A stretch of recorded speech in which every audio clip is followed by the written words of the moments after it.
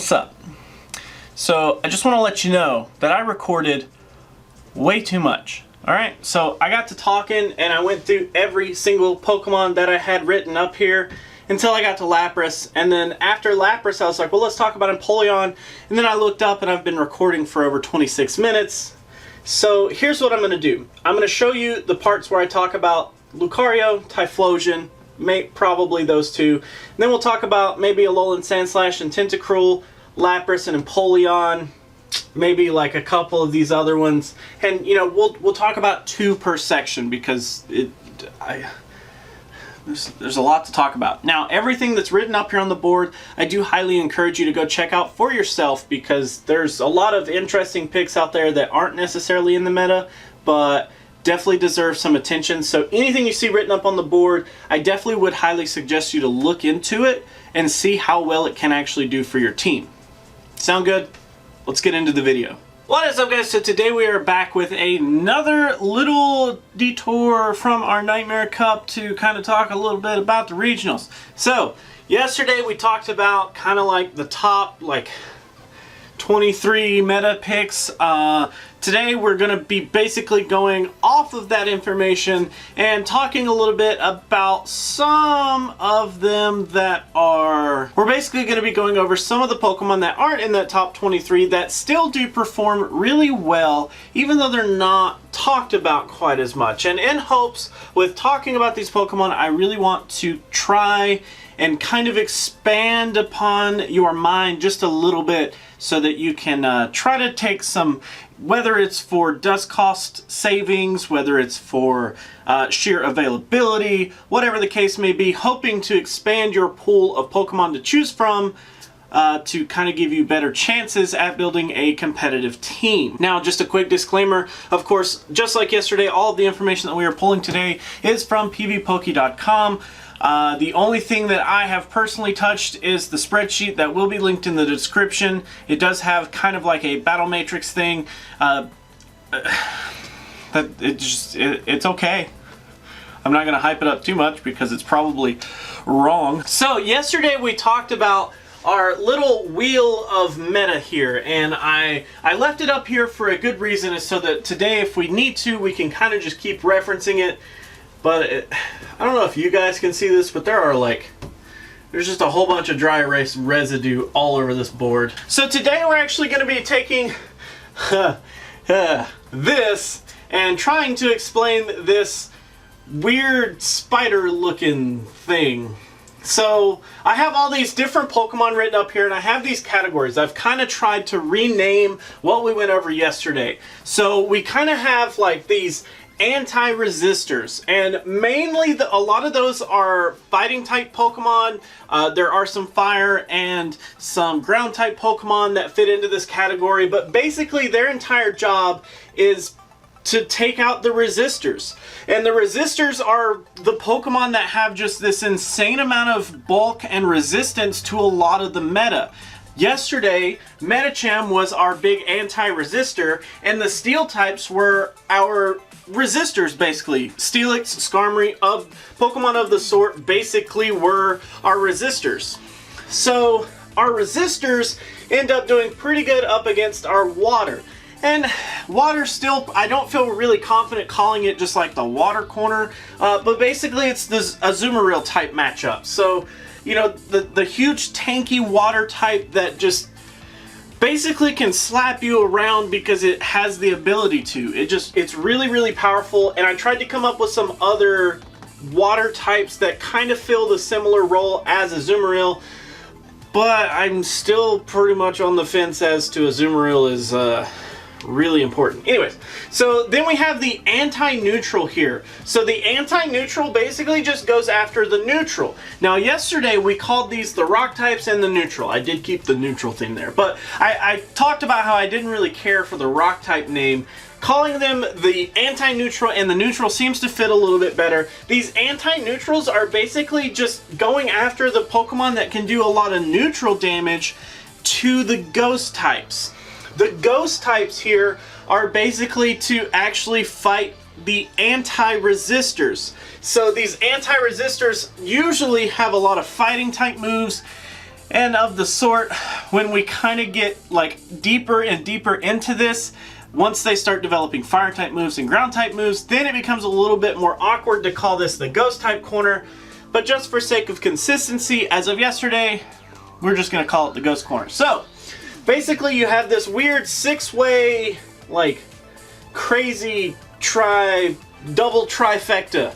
Is that a thing? Just like yesterday, we started with Medicham and we're just gonna go counterclockwise around our circle here. So let's actually start with our anti-resistors. So these anti-resistors are basically Pokemon that can take out these big steel type Pokemon, mainly Steelix, Skarmory, Bronzong, Melmetal, I guess, can kind of fit into there. The pure steel typing doesn't really like...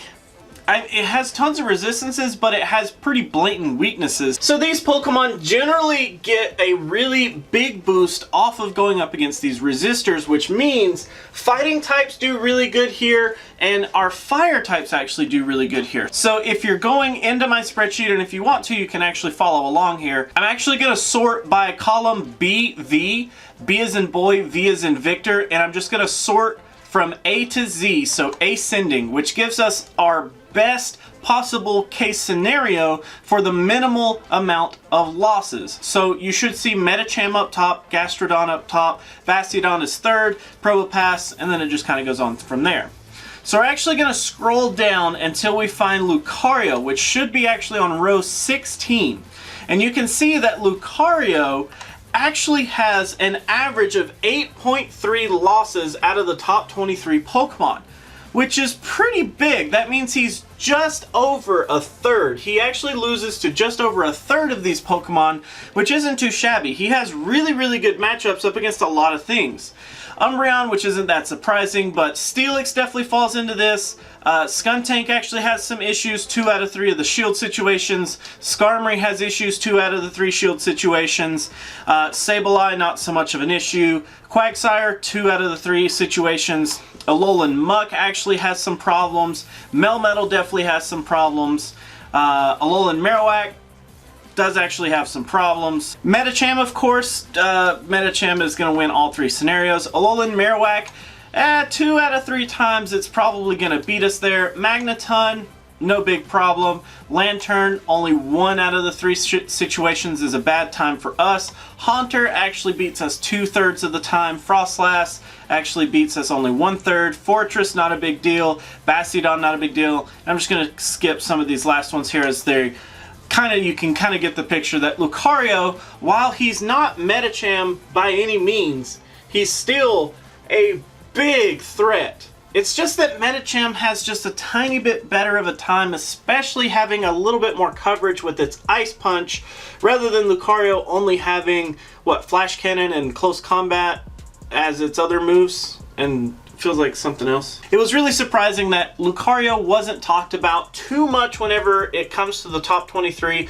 but it may just simply be because Lucario's bulk is extremely minimal. It's not nearly the same amount of bulk as Medicham, and honestly, I feel like Medicham kind of overshadows a ton of the fighters here. There are some really good ones. Hariyama actually was a candidate to be put up here, but it's just the single type fighting types are really, really hard to get behind because they have such a blatant weakness to a lot of the flying types, and a lot of those flying types actually end up in this neutral set here. Next, let's actually talk a little bit about Typhlosion. So Typhlosion is a really unique one for me. So if you're following along in the spreadsheet, Typhlosion is actually on line 58.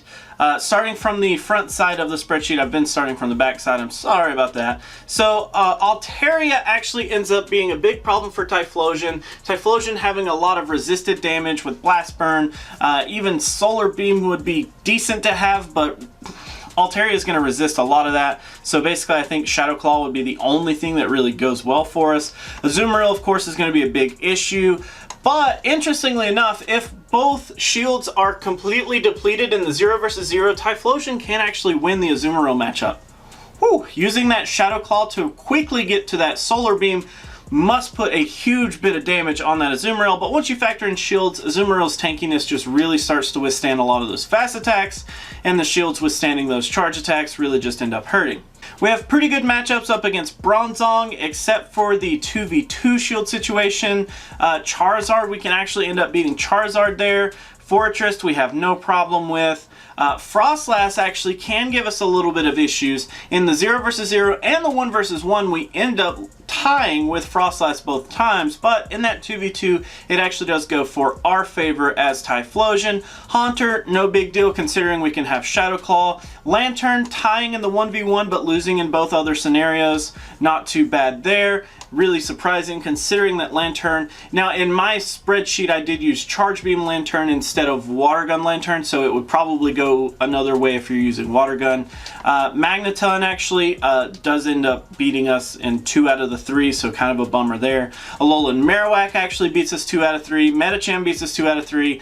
Melmetal can actually beat us the entire way through, which is interesting. Alolan Muck beating us 2 out of 3, and you can kind of see, so Typhlosion does really well up against certain ones, especially Steelix here. Steelix is a big one. Skarmory is a big one. He actually has really favorable matchups up against those resistors, which is kind of what his whole intentional purpose is. So Typhlosion, Gallade, Lucario, I definitely think that if you're missing something to take out those resisted types, definitely look into those 3, as I feel like they're really not getting a lot of the attention that they deserve. Next, we're actually going to move on to those resistors. So the weirdest part about the resistors is that Steelix is just a huge freaking snake. He's huge, he's big, he's great. Skarmory, huge, big, and great. And outside of that, there's not too many of them running around. So it kind of makes it hard to find these other Pokemon that can do and fill that slot just as well as they do. But here are some that kind of can fill that slot while still retaining a decent kind of matchup up against the Azumarill. Tentacruel's really the one that I'm sporting for the Azumarill here. So let's actually talk about Alolan Sandslash. Now Alolan Sandslash is a little bit different in that it does still carry the steel typing just like Dugtrio does, but it actually gains a lot of ice benefits here. So some of the matchups go completely different while some of them go really badly for us. So the Altaria matchup, for instance, is actually a pretty good one. Azumarill, here again, unfortunately not too great. That Azumarill typing is so crazy because I was like, oh, fairy type, the steel types are gonna be easy, like just throw a bunch of steel moves. Nope.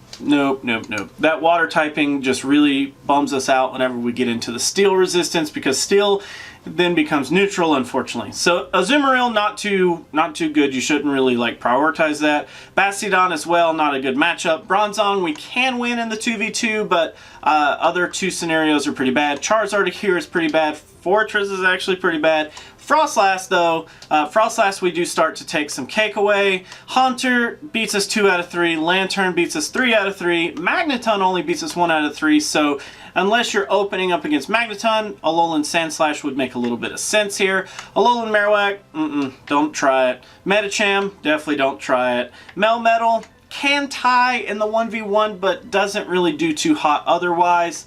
Alolan Muck though, pretty good. We do actually end up winning that one in all 3 scenarios. Quagsire, not great. Sableye, not too great, 2 out of 3. Skarmory though, we actually do win all 3 of the Skarmory's shield situations. Skuntank, only tie in the 1v1, we actually lose the other 2. Steelix, we actually end up winning only the 2v2, we actually lose the other 2 scenarios. Tropius though, we actually win all 3 of those. And then Umbreon, we lose up against. Venusaur, we win up against, and then Whiscash we lose up against. So it's kind of like middle of the road in a lot of these. On average, 14.3 losses, so quite a bit more. But he's not the one that we're like super looking into here. So let's actually look at Tentacruel. So if you're following along in the spreadsheet, Tentacruel is on line 201. Now, Tentacruel is more of a like direct counter, if you will. Like if you just want to play complete anti-meta and you don't have a Azumarill and you just want to be able to take out a Azumarill, Tentacruel is your guy. So Tentacruel up against the Altaria matchup, not too hot. We can win in the shieldless scenarios, but the other 2 scenarios are pretty bad. Azumarill, we beat in every single shield situation. Bastiodon, we lose. Bronzong, we lose. Charizard, we can win in the shieldless, but other than that, we lose. Fortress, we lose. Frostlass, kind of wishy-washy. On the 0 versus 0, we can win.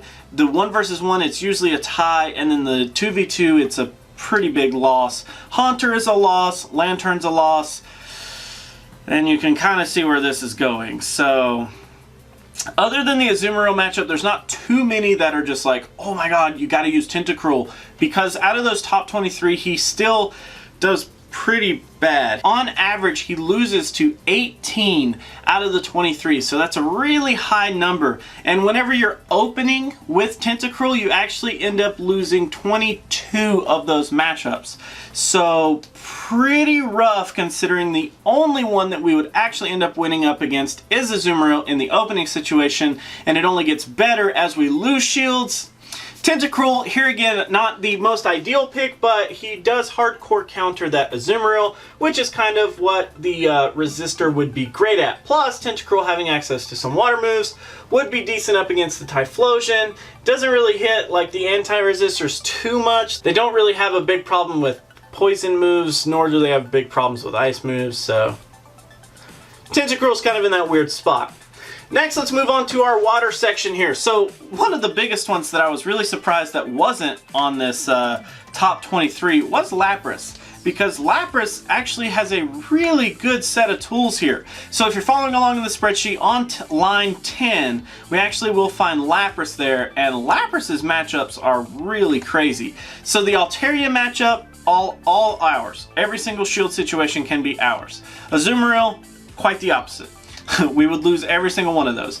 Bastiodon, we actually end up winning the 1v1, but we can end up losing the shieldless and the 2v2 if you're not careful there. Bronzong ties in the shieldless. With a 1v1, you end up losing, but in the 2v2, you do end up winning there. Charizard, kind of an issue with the 1v1. It can end up tying, but the other two situations are pretty good. Fortress is actually the same with the 1v1, could be a tie, but the other two are pretty good. Frostlass we can win up against. Haunter can give us some issues in the 1v1, but in the 0 versus 0 and the 2v2, not too big of a deal. Lantern actually is a big problem for us. It actually beats us in every single shield scenario, which of course, like I said, I did choose Charge Beam on that. With Water Gun, it is a little bit different. Magneton, we actually end up losing up against in all three scenarios. Best case scenario, we do tie in the 1v1. With the Magneton matchup, we actually do end up winning all three scenarios. At worst, we would end up tying in the 1v1. Alolan Marowak, no problem for us. Medicham, huge problem for us. Melmetal, we can actually lose in the 0 versus 0 because Melmetal does carry a lot of those electric type moves, but in the 1v1 and the 2v2 we can be okay. Alolan Muk, not too bad, we can win. Quagsire, we can win. Sableye, we can win. At worst, if we open up against a Sableye and we open with our Lapras, both use both shields, we can end up tying there. Skarmory, we actually end up winning. Skuntank, we win. Steelix, we win. Tropius, yeah, we don't win that one. Umbreon, we actually end up losing in the 1v1, but we can end up winning the 0 versus 0 and the 2v2. Venusaur, we actually end up losing two of the matchups, the 0 versus 0 and the 1v1, but in the 2 versus 2 shield scenario, we can actually end up winning that one. And then the Whiscash is a little wonky. In the 1v1, it can actually beat us, but in the 0 versus 0 and the 2v2, we actually do take it. On average, Lapras only loses 7.3 of the matches with the top 23. That's big. So, like, just to kind of give you an idea of what's around him. Swampert, Whiscash, Quagsire, Bastiodon, Medicham, Azumarill, Skuntank. I mean, all of those are right there around Lapras. They all have great matchups, and Lapras is just fine. You shouldn't have a problem choosing Lapras. He's great. You just don't want to choose maybe Lapras and Azumarill could be kind of risky, because then you do expose yourself to quite a big weakness being grass. So kind of be wary of that. Don't invest too heavily into the water typings. You don't want to kind of ruin yourself by leaving that big gaping hole there. Celio is actually going to play extremely similar to Lapras. I'm not going to dig into him too much. Empoleon, though, I did think was kind of interesting. Now, Empoleon, if you're following along in the spreadsheet, is on line 53. Starting with the Altaria matchup, so we do actually have a little bit of issues with the 1v1 and the 2v2. Luckily, in the 0 versus 0, we can actually pull that out. Of course, Empoleon does have access to Blizzard. Is it Blizzard? He does have access to an Ice-type move and can actually take out that Altaria in that 0 versus 0 shield situation. Now, the Azumarill is kind of interesting because 0 versus 0 we lose, 2v2 we lose, but in the 1v1 we actually can kind of shield bait a little bit and get ahead and actually take out that Azumarill, which is pretty cool. Bastiodon, no problem. Bronzong, no problem. Charizard, a little bit of a problem if it kind of gets some neutral damage towards us. Other than that, it's no problem. Fortress can be an issue if the 0 versus 0 doesn't go our way. We can have some problems, but in general, the 1v1 and the 2v2 are pretty solid. Frostlass is great, no big deal. Haunter, no big deal. Lantern, yeah, unfortunately, that Charge Beam Lantern is actually really strong. It does beat us in all 3 shield situations. Magneton, here again, with the electric type moves, does actually beat us in 2 out of the 3. The 2v2, not too shabby. Alolan Marowak, not too big of an issue. Medicham, a really big issue. Then we move on to Melmetal, which actually has a pretty good chance to beat us in the 0 versus 0 and the 1v1. But in the 2v2, if we play our shields right, we can actually end up winning that one.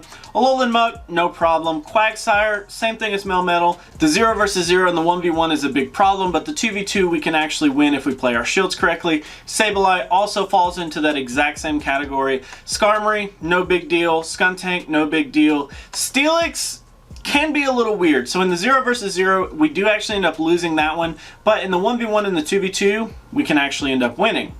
Then we move on to Tropius, which of course is a big deal. Umbreon actually ends up giving us a little bit of trouble. Pretty much just the pure bulk of it. Has really great bulk and just can tank a lot of our hits. Venusaur, grass type weakness, big deal. And then Whiscash, of course, having a ground type weakness does also make that pretty bad. So on average though, we actually only lose 11 out of the 23. So definitely under the halfway point with Empoleon. So I definitely think Empoleon is a pretty decent pick that you should probably check out. Next, moving on to our anti-neutral. So the 2 that I really want to talk about here are Sudowoodo and Mantine. I know. You're like, what? Like, Sudowoodo, that's like so off the wall, it's so weird. Yeah, I know, but let's actually talk a little bit about it. So Sudowoodo has both counter and it has rock throw. And then as well, it actually does have Stone Edge, Rock Slide, and Earthquake, all as valid moves. So it's kind of like the exemplary rock type. Maybe if I still called it rock type, but it does have a great set of tools to be kind of like anti-neutral. It does have a lot of different builds that you can take with it to actually do pretty well. So let's actually take a look at the Sudowoodo matchups. If you're following in the spreadsheet, line 14. So for Sudowoodo here, up against the Altaria, we can actually have some problems in the 1v1, but in the 0 shields or the 2v2 shield situations, we do pretty well. Azumarill, unfortunately, we can't beat Azumarill. It does end up having a water type weakness, which kind of sucks. The Bastiodon matchup, not too shabby there. We can actually just use counter to end up really having a really good matchup against Bastiodon. Bronzong, kind of some issues here. So Bronzong in the 1v1 is no problem. The 0 versus 0 can result in a tie, and then the 2v2 actually ends up in his favor. So not too bad. Now the Charizard matchup, pretty freaking good here. So Charizard, we actually win in all 3 scenarios. Fortress, we can win the 1v1 if we play our shields right, but we lose in the 2v2 in the 0 versus 0. Frostlass, no big deal. Haunter, no big deal. Lantern, no big deal. Magneton, no big deal. In the 0 versus 0, you can actually end up tying, so Alolan Marowak, no big deal. Medicham, a really big deal. Melmetal, no big deal. Alolan Muck, no big deal. Quagsire, a really big deal. Yeah, it can actually pretty much hurt us. All of the Mud Boys do really good up against our good old tree here.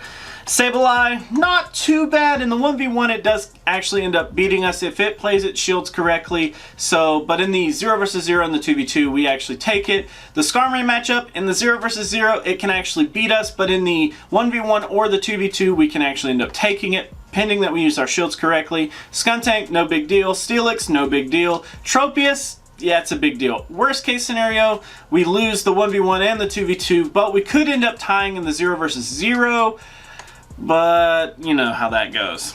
Umbreon, no big deal. Venusaur, kind of a big deal. We do have a grass type weakness, so in the 0 versus 0 and the 1v1 we can end up losing, but in the 2v2 we can, if we play our shields correctly, make it out alive. And then the Whiscash, of course, does give us a lot of problems. On average, only 8.3 losses. Yeah. So Sudowoodo is right there next to Azumarill, Skuntank, Swampert, Steelix, Lucario. I mean, he's right there next to all these Pokemon. He does have some awkward weaknesses, so maybe not like your first pick, but hey, like if you've got one and you love Sudowoodo, no reason not to use him. Just do it, man. Next, let's actually talk a little bit about Mantine here. So Mantine, if you're following along on the spreadsheet, is on line 45. So Mantine has a couple of interesting moves that it can actually use. And I really thought Mantine was going to be a lot bigger in the Tempest Cup, but unfortunately I didn't get to test it as I didn't have one. And a lot of people that did test it say that it did okay, but I wasn't super impressed by how they said like, oh my god, it's amazing. Like they didn't say anything like that. But this could be a definite redeeming quality here, so let's actually check this. So Mantine up against Altaria can actually win the 0 versus 0, ties in the 1v1, and loses in the 2v2. Azumarill, interestingly, we can actually win the 2v2, but we would lose the 0 versus 0 in the 1v1. Bastiodon, we lose up against completely. Bronzong, we can win the 2v2, but we lose the other two. Charizard, we do have a pretty good time. Fortress, easy. Frostlass, we lose the 0 versus 0, we tie the 1v1, and we actually win the 2v2. Haunter, very similar, but in the different order here. 0 versus 0, we actually win. The 1v1 we completely lose, and the 2v2 would be a tie. Lantern we'd actually lose up against. Of course, the Charge Beam variant is really powerful. Magneton, yeah, we'd lose against that. Alolan Marowak, not too bad. Medicham, actually, not too bad. The Melmetal matchup, yeah, we lose that. Alolan Muck, we can win the 2v2, but we do lose the other two. Quagsire, we can lose the 0 versus 0, but we do win the 1v1 and the 2v2. Sableye, we lose. Skarmory is interesting because Skarmory you would basically trade with at the 0 versus 0, the 1v1, and the 2v2 would be just barely in Skarmory's favor. So, very interesting there. Skuntank, we can tie in the 0 versus 0, but we do win the other two. Steelix is no problem. Tropius, actually, not too bad of a problem. We do actually win the 0 versus 0 in the 1v1, but we could lose the 2v2 if the Tropius plays its cards right. The Umbreon, we do lose just that insane amount of bulk. Venusaur, we actually would end up winning until the 2v2 where we could tie. And then the Whiscash is actually ours as well. We actually win all three of those. On average, 10.7 losses out of the top 23. So definitely some impressive numbers by Mantine there. I definitely think that people are overlooking Mantine in a lot of regard. Next, let's move on to our neutral here. So out of these two, I kind of want to talk about Shiftry and Gligar just a little bit more. Because Gligar was such a big pick in the Boulder Cup, I definitely think that he has some merit to maybe bring himself back. Now, when it comes to Gligar versus Gliscor, it's kind of awkward because Gligar, for some reason, seems to do better on the average amount of losses that he does. He actually has less losses, but Gliscor has better moves. So, depending on which one you have, both of them do very comparable, but Gligar, for some reason, will actually inch out just a little bit better in most of the scenarios, whereas Gliscor, unfortunately, just doesn't actually either get off his moves quick enough or just, for some reason, just isn't quite as good. So Gligar, if you're following along on the spreadsheet, is line 22. Altaria and Azumarill are both horrendous. We lose both of those in all shield situations. Bastiodon, actually not that bad of a matchup. So Gligar has access to a couple of ground type moves, which can actually end up being a very good time for us up against Bastiodon. Bronzong falls into this category as well. It can end up tying in the 0 versus 0, but that 1v1 does actually do pretty well. On to Charizard, so we can actually lose the 0 versus 0 situation. We tie the 1v1, but actually end up winning the 2v2 if we played our shields correctly. Fortress, best chance it has is in the 1v1 where it could tie. Otherwise, we do actually beat it. Frostlass, though, we have a huge weakness to the ice typing. Frostlass actually can take us no problem. Haunter, on the other hand, has a big problem with us. Lantern, so in the 0 versus 0, it can beat us, but in the 1v1 and the 2v2, we actually have a pretty good time with it. Magneton, we actually end up beating all 3 scenarios. Marowak, we actually end up beating all 3 scenarios. Medicham, best chance we have is the 0 versus 0 where we could tie, otherwise it's a loss. Melmetal, we beat all 3. Muck, we actually beat all 3. Quagsire, we beat all 3. The Sableye matchup, though, we do actually end up winning the 0 versus 0, but we could lose the 1v1 and the 2v2 if we don't play with our shields correctly. Skarmory, on the other hand, does beat us in every scenario. Skuntank, we have pretty easy. Steelix, we can have pretty easy. Tropius, yeah, we end up losing that one pretty hard. Umbreon, we can actually win the 0 versus 0 and the 2v2, but we do have a problem with the 1v1 scenario.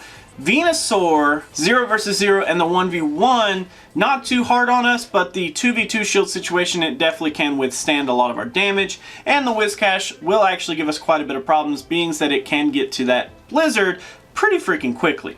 On average, though, Gligar only ends up losing 9.3 of the 23 matchups, so very respectable in terms of its matchups there. Now let's actually switch and talk about Shiftry here. So Shiftry, if you're following along on the spreadsheet, is on line 26, not too much further down. And Shiftry has a different little set of tools here. So Shiftry is quite interesting, being that he has access to Razor Leaf, which is a pretty big deal.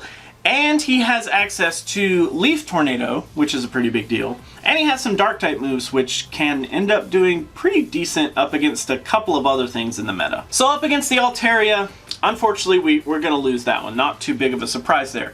The Azumarill matchup, so in a 0 versus 0, we can end up tying.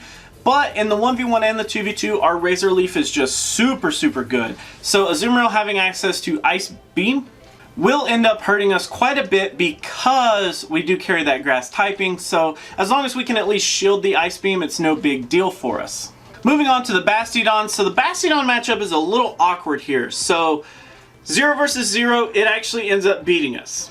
The 1v1, we actually win. And then in the 2v2, yeah, unfortunately, it's a tie. So not real secure on the Bastiodon matchup. But the Bronzong matchup, on the other hand, can work out in our favor, especially if we prioritize the dark type moves up against Bronzong. It's going to have a really rough time. Then we actually have the Charizard matchup, which, no surprise, goes to Charizard. Fortress, again, goes to Fortress there. Frostlass, we can actually end up tying up against Frostlass, the 0 versus 0 and the 1v1, but we can flat out win the 2v2, pending that we use our shields correctly. Haunter, no big deal for us. Lantern, no big deal for us. Magneton, not too bad. Marowak, not too bad. The Medicham, yeah, unfortunately we do lose that one. Melmetal, not too shabby. Alolan Muck, yeah, we lose that one. Quagsire, no big deal.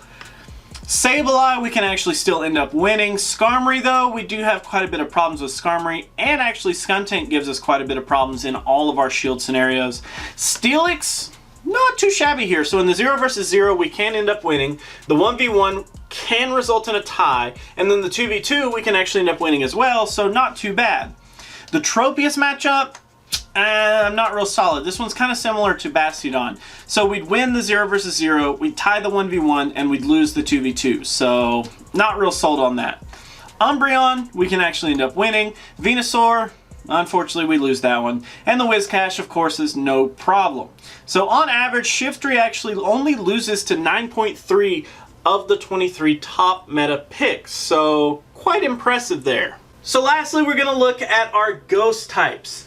Now, I have Drifblim up here, and I have a feeling that a lot of people are going to be like, oh, no, Drifblim, no, I wouldn't use that. Well, so Drifblim, I tried to write it in italics because I'm cool, but Drifblim has such a huge, huge pool of HP that it's got so unique stats that it could do well in certain scenarios. Being that the ghost type is literally there to try to get this fighting type resistance, it could do pretty well. Plus it does have access to an ice type move, which could actually do pretty well up against some of these oddball picks down here. So maybe look into Drifblim on your own. I'm not going to go over him in the video, but I definitely do think he's a really, really off-meta pick that could catch some people by surprise. Today we're actually going to be looking at Spiritomb and Dusknoir though. Let's actually get into those. So Spiritomb is actually... You know, I still haven't changed my opinion on him since the Nightmare Cup is still going on. I'm still not completely sold on him, but I definitely do feel like he can have some places in the meta. And being that people are already looking to power one up for the Nightmare Cup, why not try to get some usage out of it in the regionals as well?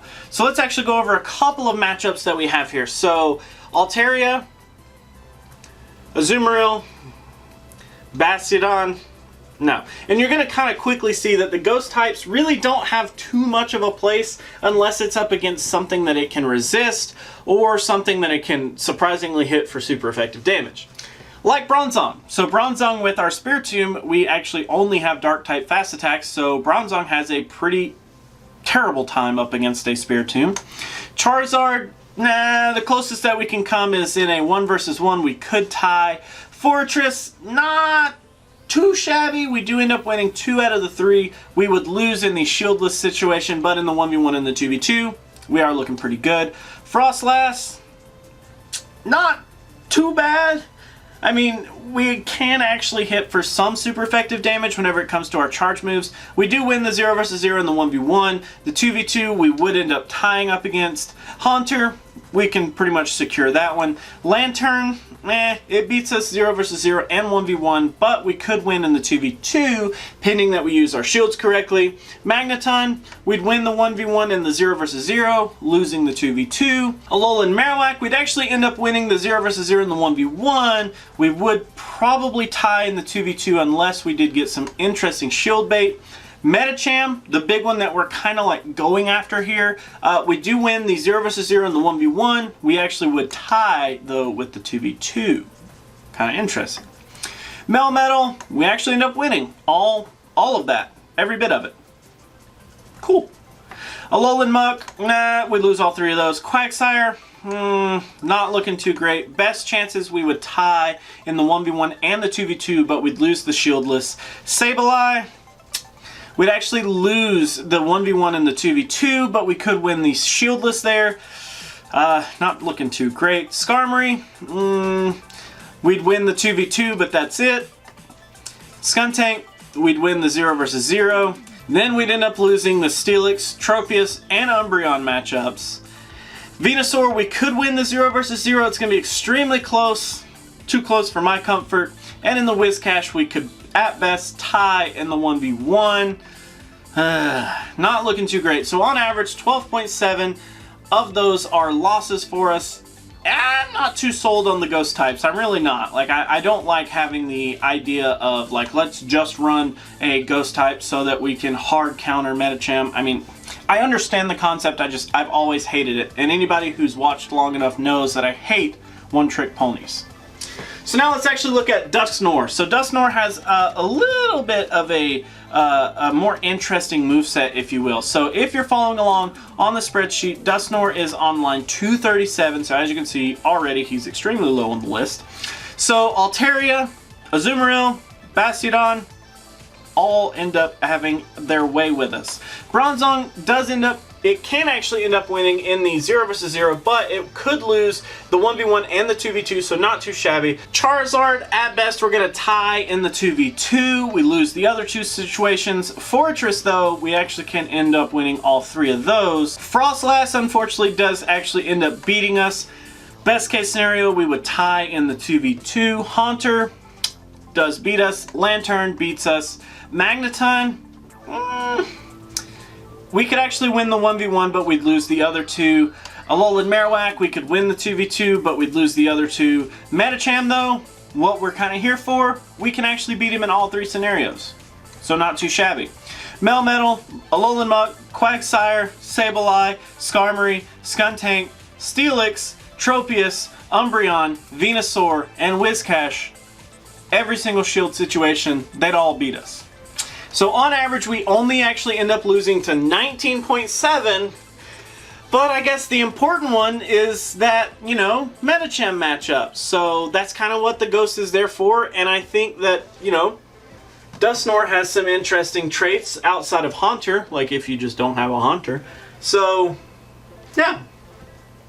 Kind of interesting. So, I have officially been recording for over 51 minutes now, and that's extremely long for me. I never record that long. Hopefully this has been insightful in some way to kind of help you guys figure out some off-meta picks that everybody is kind of not necessarily overlooking, but no one's really talking about these Pokemon, and I guarantee that there are plenty of reasons why.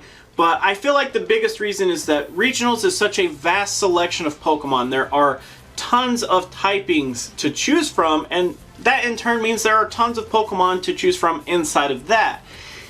So, I encourage you guys to look into any of the Pokemon that you see written up here. Any of these Pokemon could have some uniqueness that could actually fit your team, which could end up doing pretty well for you.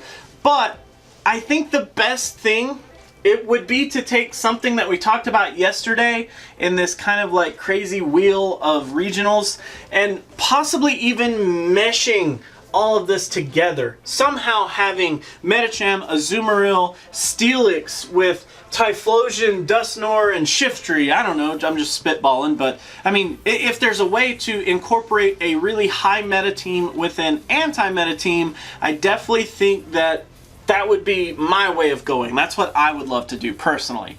So that is actually going to be it for this video, guys. Thanks so much for hanging out. If you seriously have made it to the end of this video, you're a trooper, man. And you deserve a pair of socks. So thank you guys so much for watching. If you are excited for your regionals, I'm glad. It's going to be fun. I'm super excited. I'm really going to try to drag someone along with me to at least kind of help with the camera and kind of do all that stuff. But mine isn't actually until the 25th, so it'll be quite a bit. And then actually right after the regionals, I will literally have the Nightmare Cup. Hopefully, I haven't checked. Hopefully they don't conflict, but they possibly could. Worst case scenario, of course, I'm going to go to the regionals. I just won't be able to participate in the Nightmare Cup. But we will cross that bridge when we get there. So, thank you guys so much for watching, and remember, if you like to like videos, make sure you do that. If you don't, you can be that guy. Otherwise, let me know what you have to say down in those comments below. And until our next video, I will catch you then.